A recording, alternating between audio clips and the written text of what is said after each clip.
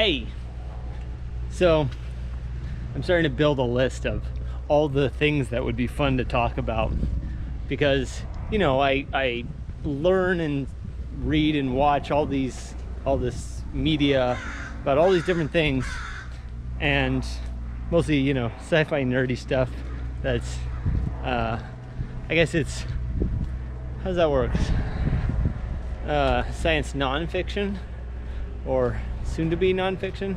Anyway, I guess it's sci-fi till it's not.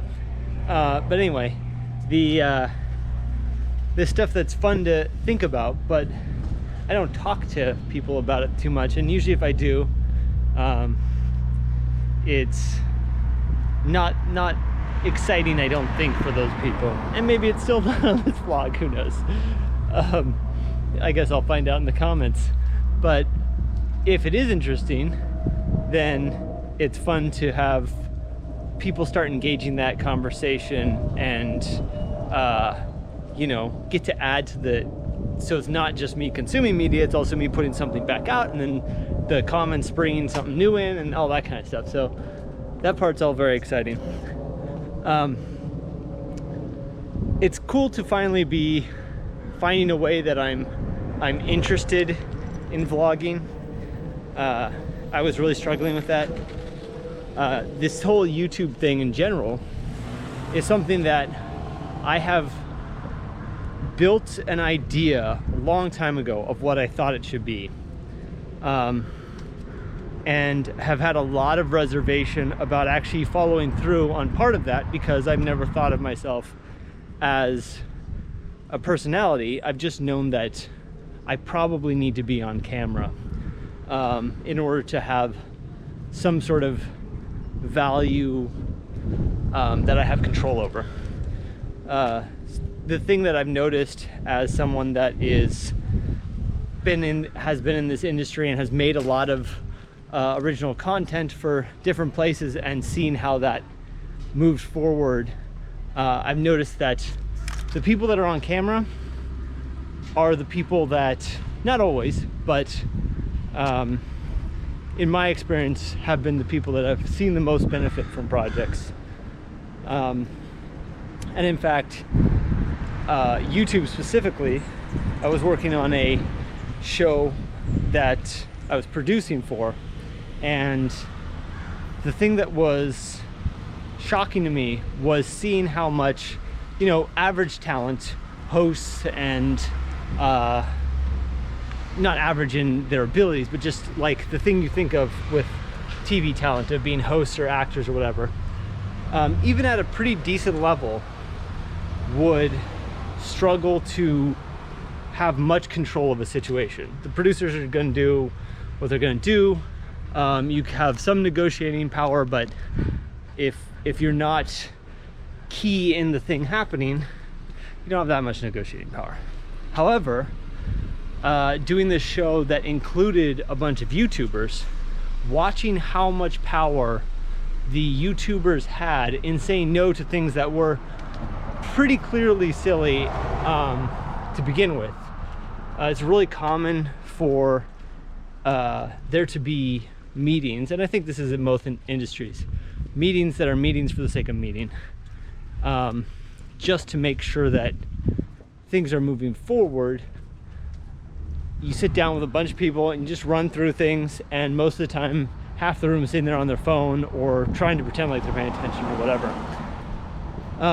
So in this case, there was meetings where the YouTuber was not even necessary they were there, and the producers would be like, you know, you got to sit here in this meeting, and they were able to just say, no, I'm gonna go, it's my dad's birthday today, I'm gonna go do that.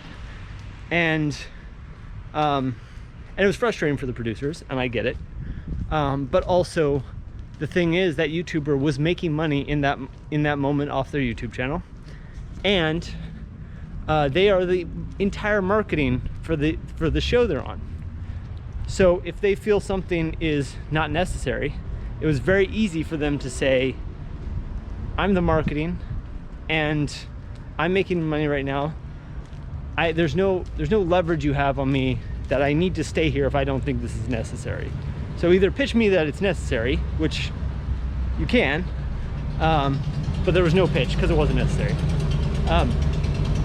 But also creatively, they were able to give input, and that input was taken very seriously, despite their professional careers being smaller, because what they said,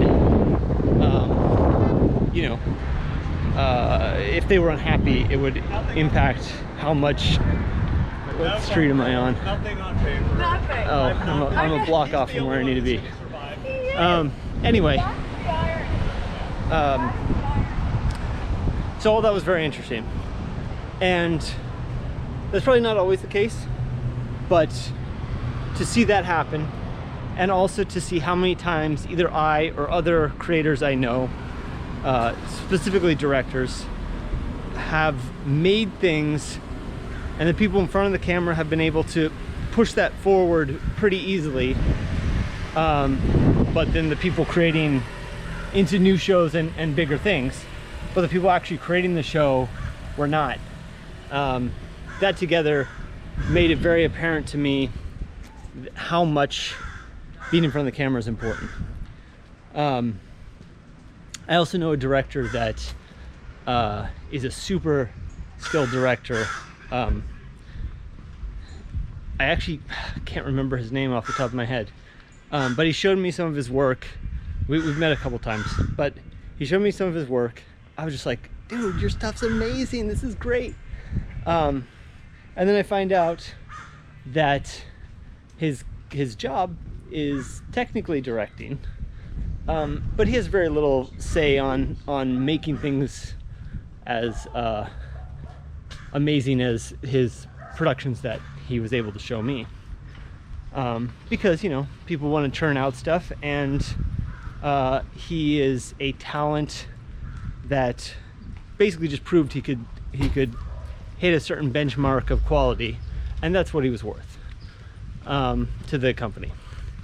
So and then also, like, as soon as he was not needed, he was easily replaceable, because if they're not making high-end content, you don't really need a high-end director or a high-quality director. You just need someone that can prove a certain threshold, right? So anyway, the on-camera thing has been proven time and time over my career down here, just how valuable that is. Also, you even just think about directors you've heard of, not all of them, but most big directors, have some idea who they are because you've seen them on camera, if you're aware of directors. And not to say their work didn't speak for itself, but it definitely adds something for you to be able to say, oh, this person's name is a type of film I really like, and I've seen them talk and I know who they are.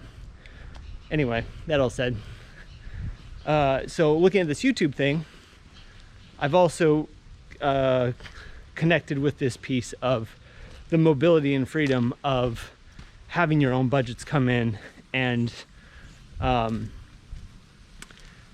having the freedom to decide what you want to try and what errors you want to make. Because to me, the greatest part of filmmaking is getting to do a thing that someone else told you can't do. When someone tells you you can't do something in filmmaking based on their previous experience, you also have to understand that they're coming at it. Sometimes they're completely right. Sometimes they're right in direction and the outcome's different, but it's amazing to me how many times people have great examples of why a thing isn't a way or is a way, or they have the data and they show me the numbers, and then are immediately proven wrong within a couple months by some other show that's doing that same thing.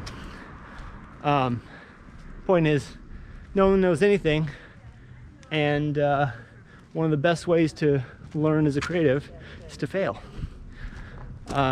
So that was a growly noise there. This YouTube thing is something that I've aspired to build into something that is a community of people that are able to live freely off the content we're creating. And what I mean is exactly what Saul and I are doing, where we each have our own channel. Obviously, we are not, the projects we're doing are not paying for themselves yet or paying for us yet. But if we can get both of our channels to be paying well and giving us budgets, it doesn't even have to be that well, it just has to be sustaining us and giving us budgets. It gives us incredible freedom as creatives to learn and play and experiment.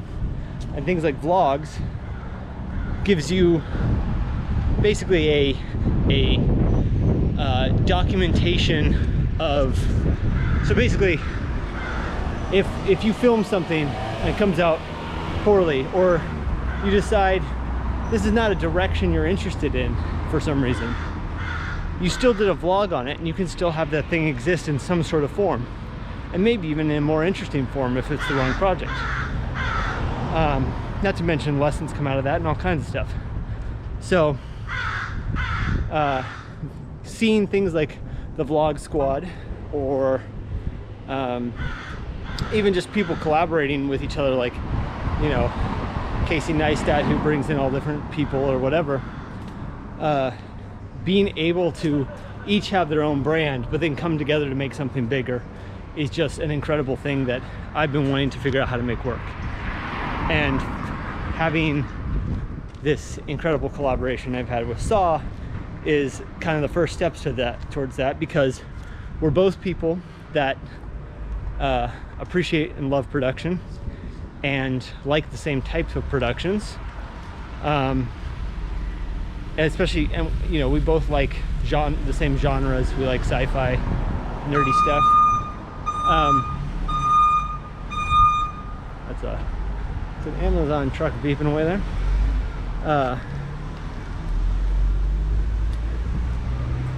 And we also both are people that are as much excited about the creative as the filmmaking. It's not just like, what is this film, but also what is the creativity of this film in process and that kind of thing.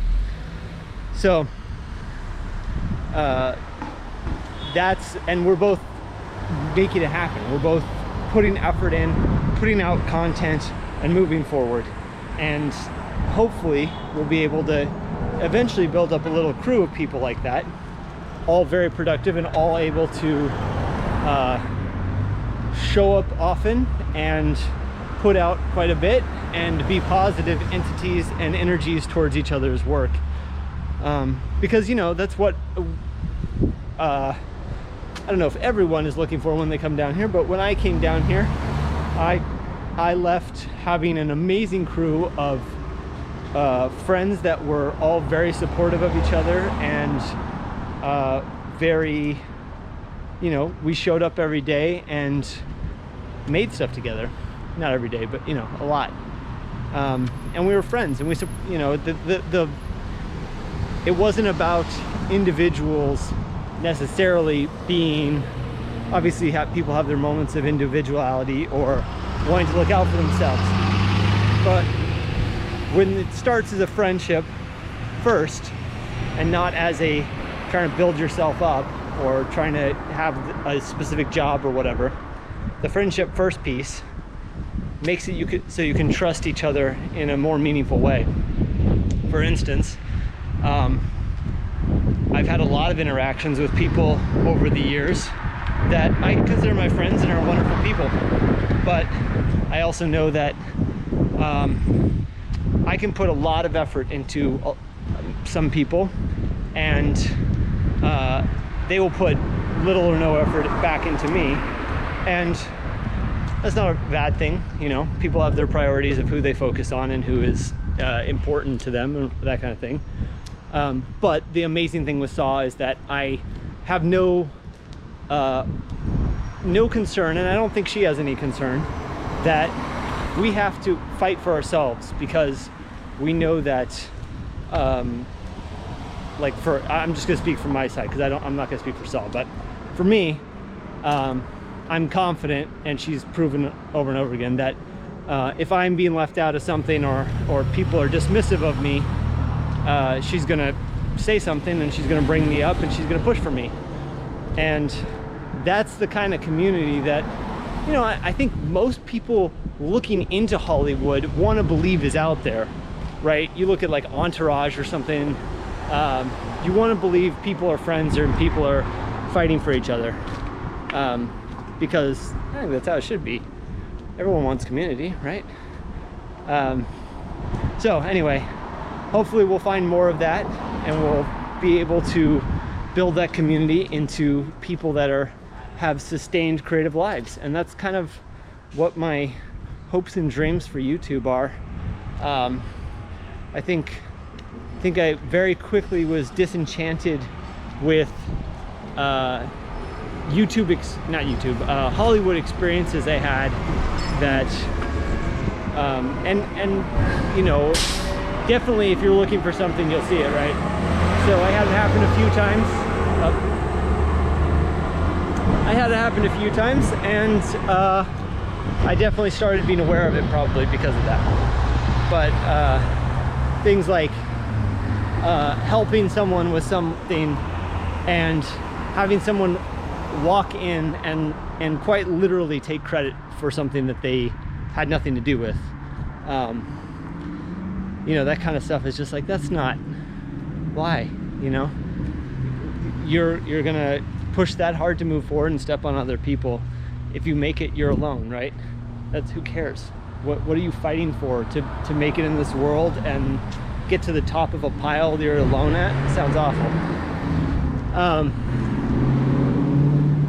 So the more I've seen communities grow and people be collaborative on YouTube, the more I've built this dream in my mind, and I'm just excited that it feels like it's starting to happen.